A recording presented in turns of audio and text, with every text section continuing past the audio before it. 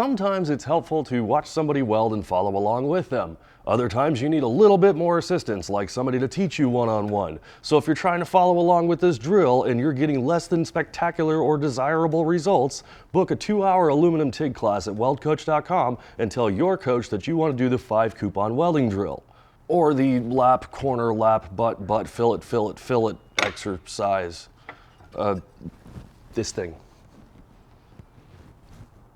It's Weld Coach, your personal welding instructor, anywhere.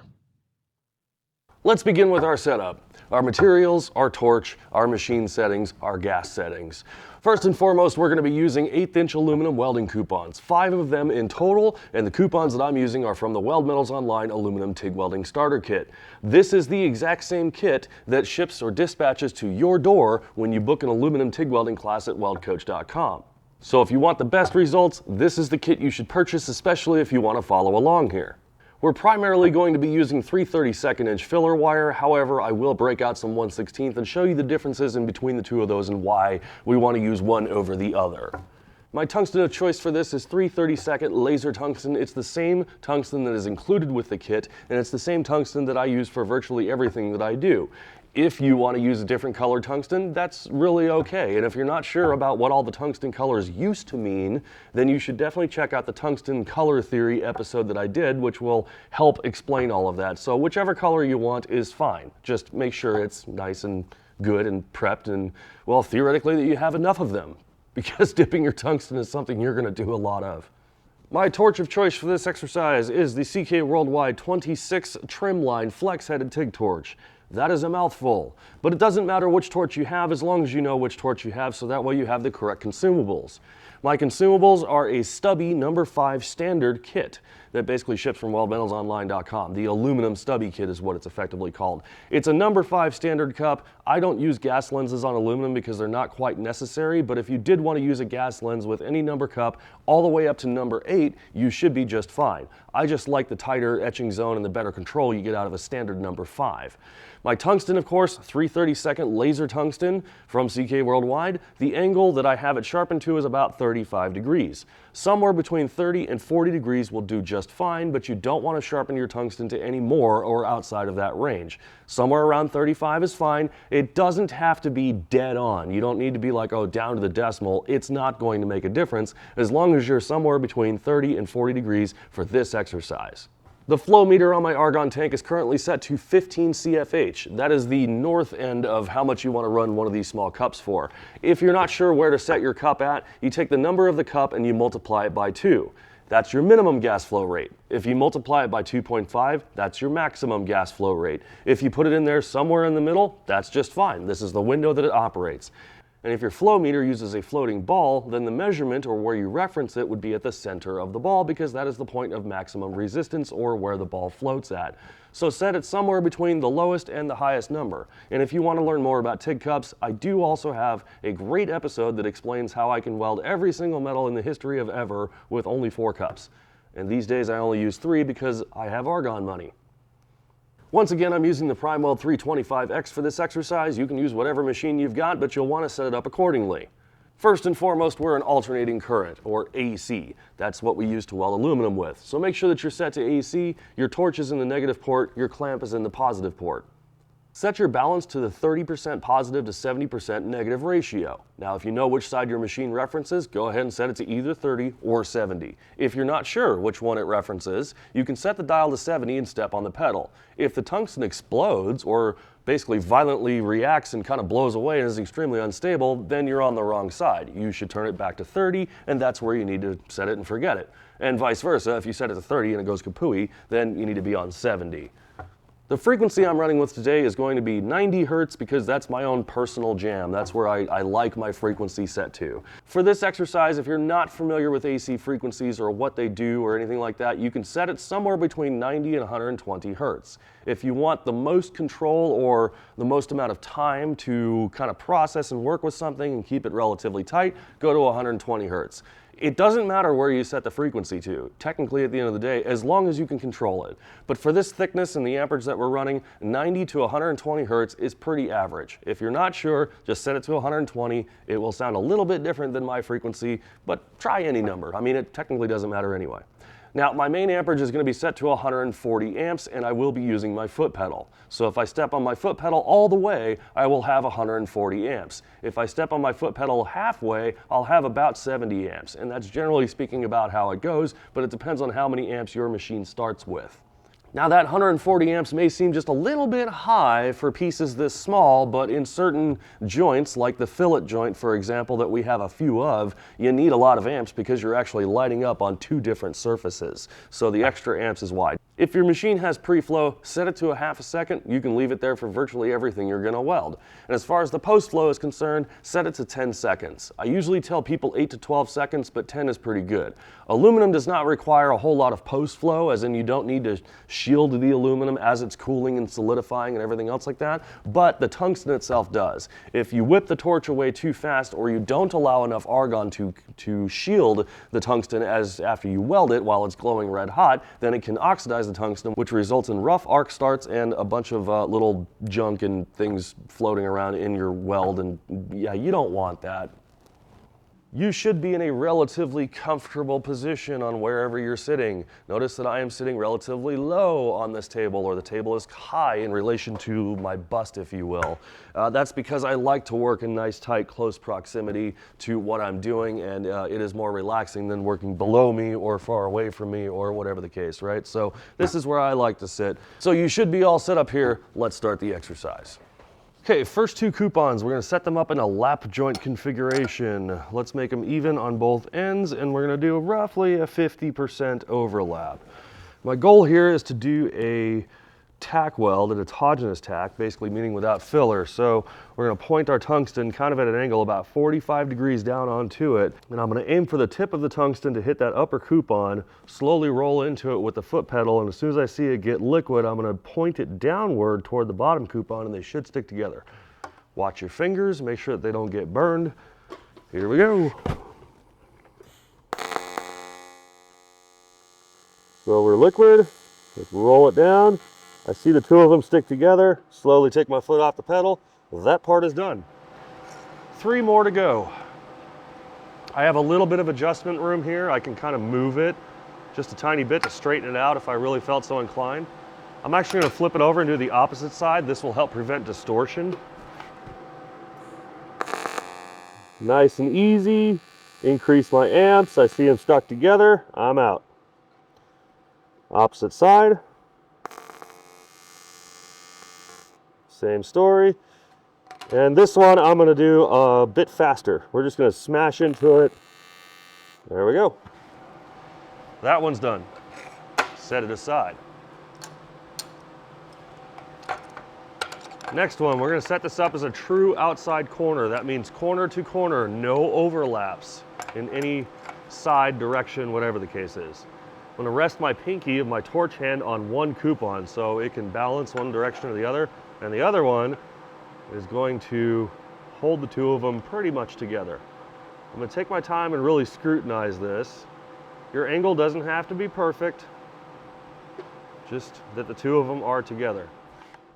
Again, nice and slow. Just going to light this up and slowly increase amps until I see the two of them stuck together, and then I'm out. That's it. Alternatively, you can go toward the edge of your table. Get your angle set just right. Again, really scrutinize it. Make sure it's your corner to corner.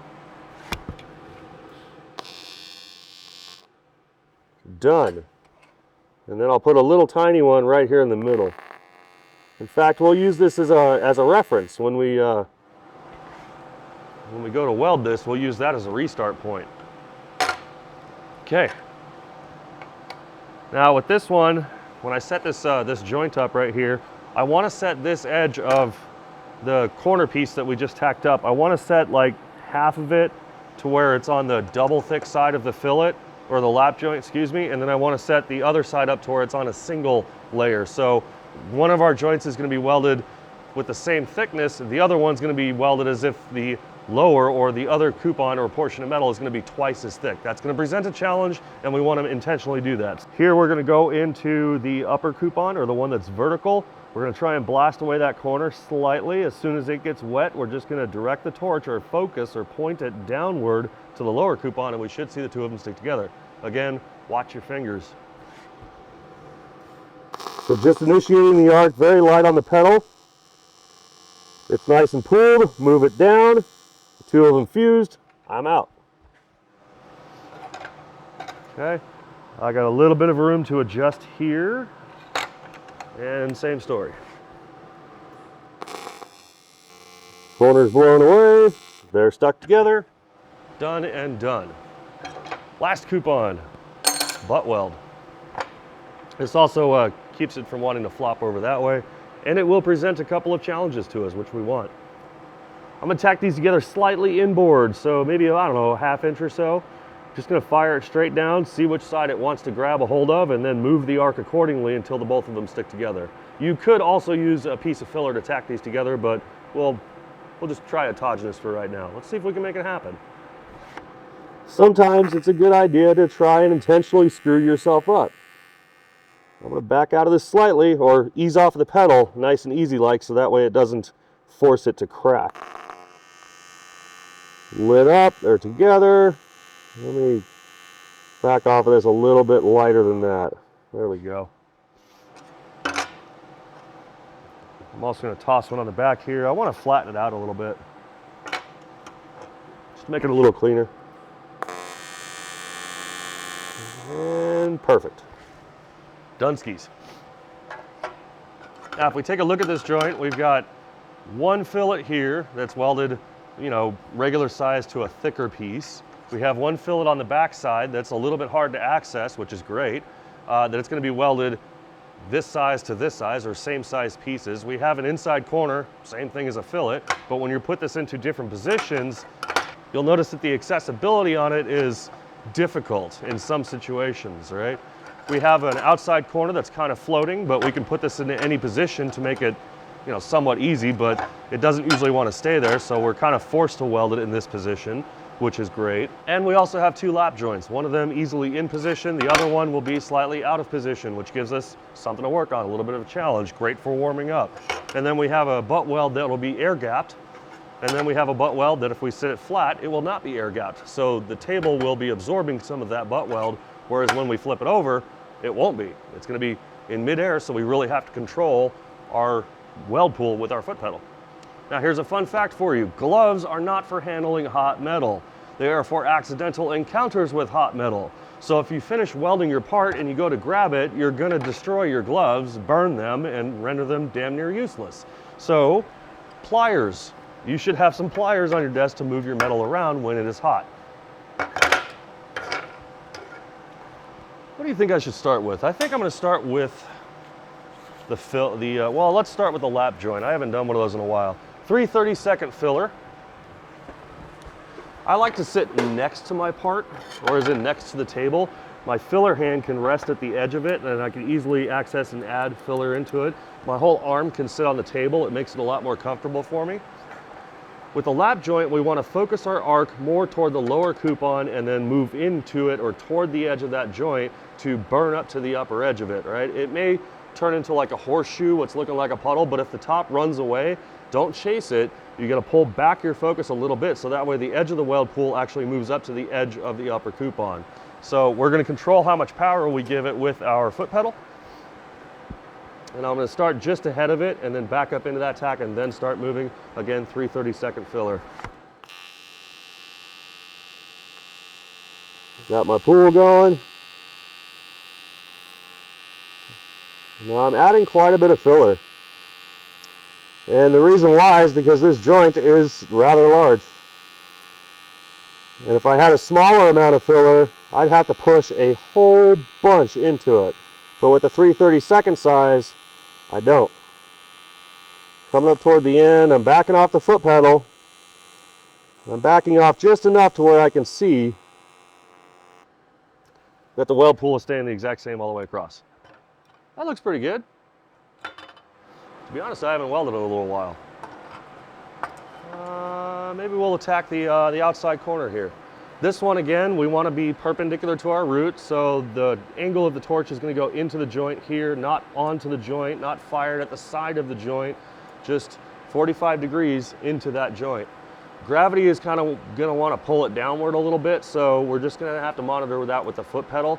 I'm going to run right up to the this tack weld right here, and then I'm going to stop, and then we'll practice a restart. Why not? So I've got a nice pool. This one I'm dabbing pretty tight. As in, I'm not going too far ahead or advancing too far with the torch. All right. Yeah, I got a little hot on that corner in the beginning. Maybe it's just because I was talking too much. This is not going to be enough filler. You know what? Let's do a compare and contrast. I'll use some 1/16 filler. Let's see what that does. Starting just ahead, get my pool established, back up into it. And here I have to push a ton of filler. Feels like mud. Feels like it's just not enough. As if I've got like too many amps and I can't control it. Now, we did manage to get full penetration all the way through the back, which ultimately is what we want, but using the thinner filler kind of sacrificed the looks a little bit. While I'm here and I've got it flipped over, let's run this upper with the, we'll do it with the 1/16 filler. Again, focusing more on the lower than on the upper. Let's see if I can go a little bit slower. And with the 1/16 filler, I'm going to do a tighter bead. Again, if that upper coupon, or the one with the exposed edge, if that runs away and turns it into like a horseshoe, don't chase it. Look, I'm running out of filler here. I don't think I'll have enough. And I'm not going to burn my gloves. Here, I'll use a couple dabs out of this 3/32 here. Ah, see, that's much easier to run with.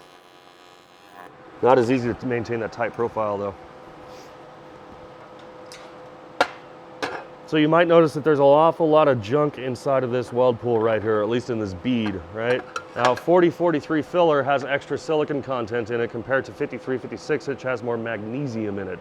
The silicon content will kind of boil and bubble out of it, and it kind of makes a gritty looking appearance to the weld profile. It's because you got it too hot. If I would have used 3/32 filler on this joint right here, it wouldn't have gotten so hot and started boiling all that silicon out of it. So again, that's why we use the larger filler on this. Let's see. This butt weld is kind of calling for me here. Let's just knock this out, get it kind of out of the way. It looks like one of my tacks popped. Luckily, we've got other ones on there. We'll tack this back on here real quick with a little drop of filler. And straight across. This one should be nice and easy. There's two things that I'm paying attention to on this weld pool. One, the width of the weld pool. I want it to be about 3/16 to 1/4 inch in diameter. Good solid consistency, reflective. And the second thing is how much of it is burning on one side versus the other side. I want both sides to burn equal. If they're not burning equal, I need to make some form of a correction. That one was a little bit warm, but not too bad. Decent penetration. Not quite cabbage, but it'll do. Now we're going to run it with the air gap. I think let's, for fun, try it with some 3/32. When it comes to your filler, it gets a little bit difficult to decide which one you want to use, but always remember that you can add more from a smaller wire, but not always less from a larger one, so that kind of helps out, and this may demonstrate that. That's probably why 1/16 would be a lot better to work with. So I'm trying to add significantly less filler, literally just giving it a tap, and I'm using a lot less amps to keep the profile nice and tight. I'm moving very quick through this. And again, I'm not pushing a lot of filler into this joint. Very, very little, in fact. That's pretty tight. Good, nice little stack. I'll take it. Let's do this awkward position fillet. Torch just barely fits into there. I got to get kind of low on the table here. And this is one of the reasons why I really like this exercise, because it does have some challenges, like not being able to access your part very well. Notice I didn't put like a stubby or a button cap on the back of it. I'm still keeping the full length back cap. Is it realistic? Not really. We would normally change this around. You know, you always want to set your torch up for success, just the same as you set your machine up and all the rest of that good stuff. I have a feeling this is going to be a pretty ugly weld. I'm spending a lot of time on this.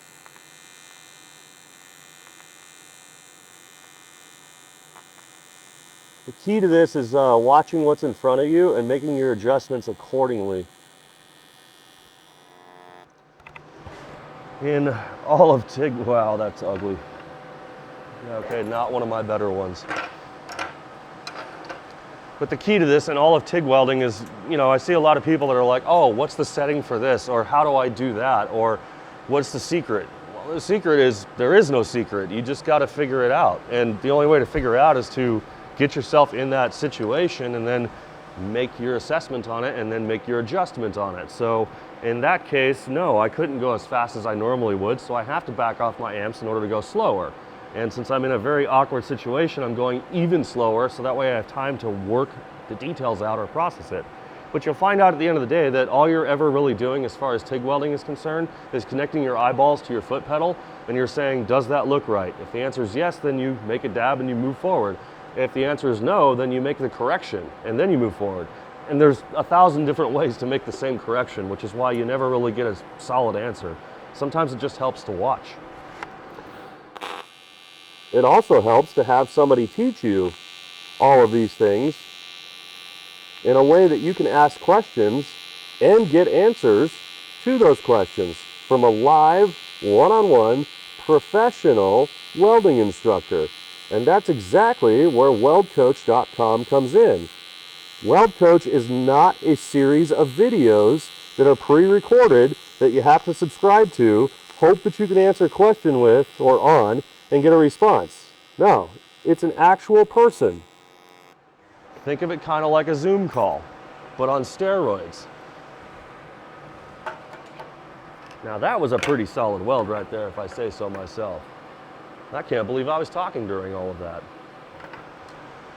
So there's 5 coupons, and there's a really awesome exercise that you can do with those 5 coupons to build this up to, oh wait, I forgot one. These slightly less accessible. Well, actually it's more like a 1F position, as in a position 1 where it's flat and it's a fillet. Basically a 1F fillet. I haven't done a 1F fillet in forever. But here we got a little bit of cabbage we have to work through. And that cabbage is what burned through, all the stuff that oxidized on the back side.